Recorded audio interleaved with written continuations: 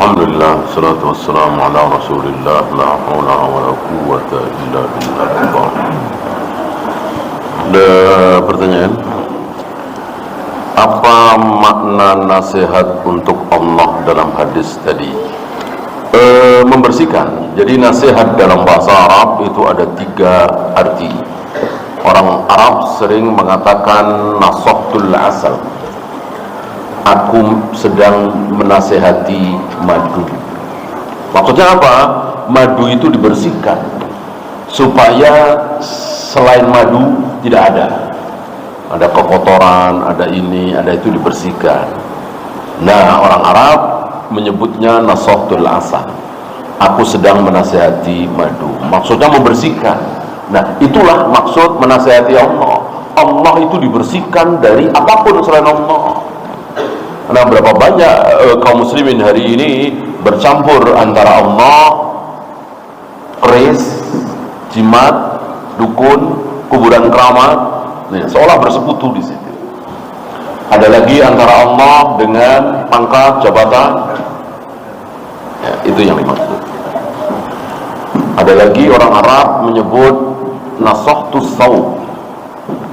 Aku menasehati pakaian, maksudnya memperbaiki, menambal yang rusak, ya.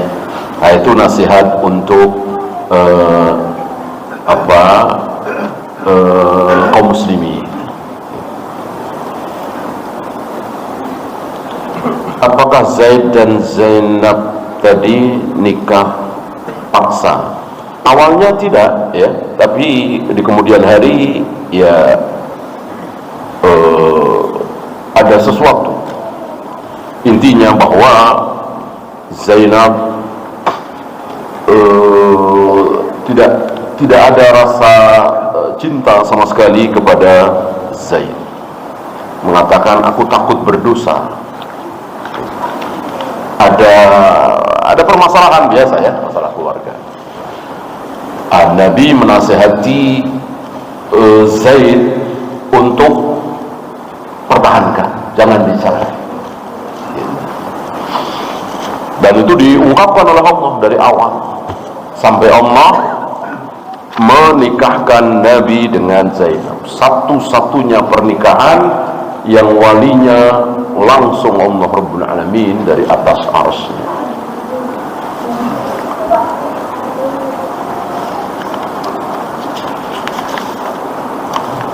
Apakah makrullah itu termasuk asmaul husna? Bukan, ya. Makar itu tipu daya.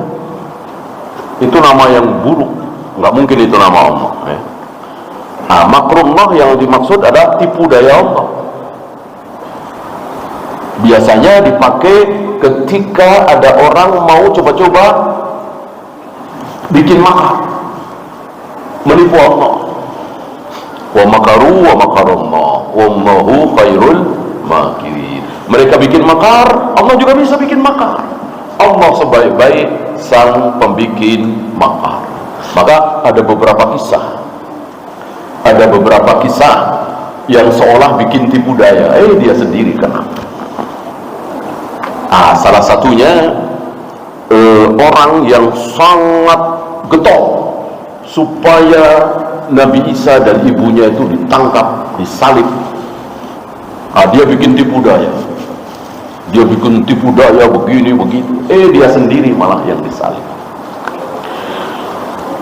Maka turunlah ayat itu menjelaskan lewat ayat itu, wa makaru wa makarallahu wallahu khairul makirin.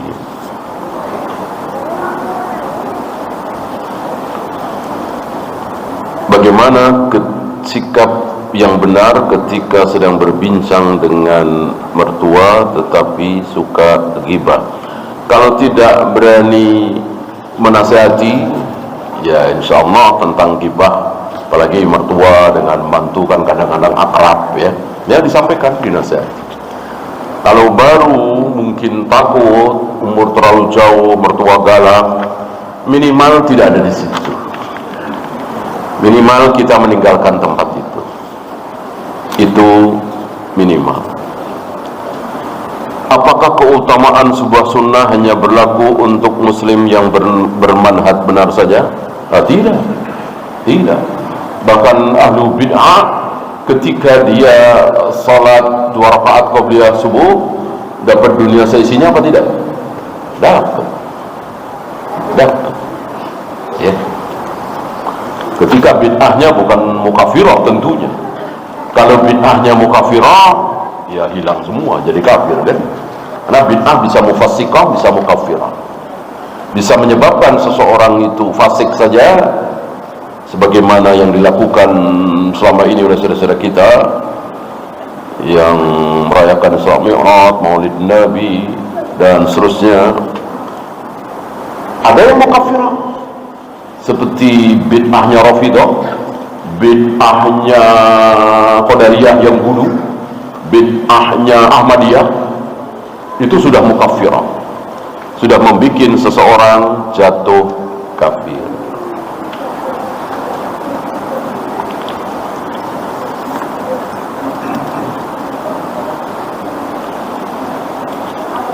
Seorang muslim yang sudah lama mengenal sunnah dengan berdalil hadis bitaqah, lalu dia menggampangkan dosa-dosa kecil bahkan dosa besar. Ini bodoh ya, bodoh sekali, sangat bodoh sekali. Kenapa?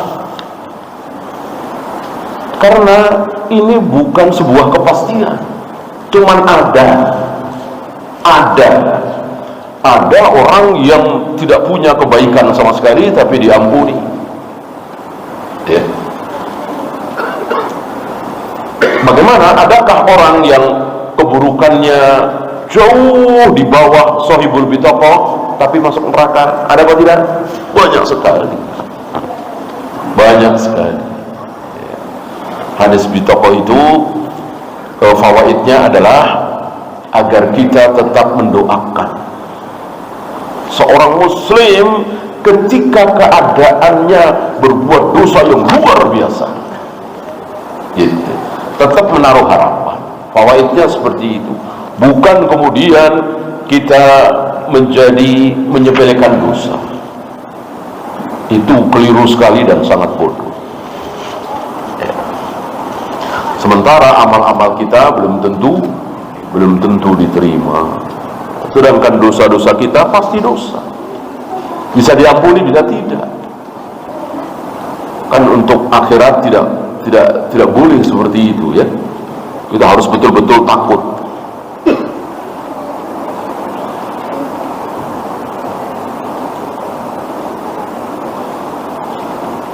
Ketika seorang muslim ada perasaan jenuh dalam hatinya, bagaimana menyikapi perasaan tersebut?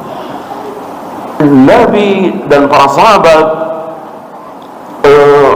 tidak sepanjang waktu dihabiskan untuk ibadah. Ada senang-senang dengan istrinya, dengan anaknya. Sekarang ada jalan-jalan dan seterusnya. Membaca Al-Quran dengan lantunan yang bagus. Ini kan bisa menghilangkan kejenuhan. Maka insya Allah kalau berjalan di atas sunnah dan benar, insya Allah tidak ada rasa jenuh atau sedikitnya. Biasanya yang jenuh apa? Ahlul bidah, torikot sufiyah yang mengharamkan yang halal, makan daging haram, minum susu haram, masuk ke pasar haram, tertawa haram, ini haram. Itu biasanya terkena, biasanya seperti itu. Adapun Rasul dan para sahabat berjalan di muka bumi sebagaimana manusia ya, maka mereka, Rasul dan para sahabat menikmati. Nabi menikmati wanita, wewangian sudah jelas. Menikmati makanan. Buktinya apa? Persaksian sahabat. Nabi itu kalau suka dimakan, kalau nggak suka ditinggalkan, tidak dimakan. Berarti kan beliau menikmati. Kalau beliau tidak menikmati, tentu ya apa aja dimakan, yang penting makanan, yang penting empuk ya kan? Nabi menikmati. Di samping Nabi menikmati, Nabi juga seringkali memuji ya. Bahkan Anas bin Malik mengatakan, awalnya aku tidak suka dengan dengan labu. Tapi demi melihat Nabi makan labu dengan begitu lahapnya, akhirnya aku suka. Berarti ini hujjah bahwa Nabi menikmati makanan. Ya. Bukan yang penting makan, bukan. Wallahu. Ya, itu saja. Subhanakallahumma bihamdika asyhadu an la ilaha illa anta astaghfiruka wa atubu ilaik. Assalamualaikum warahmatullahi wabarakatuh.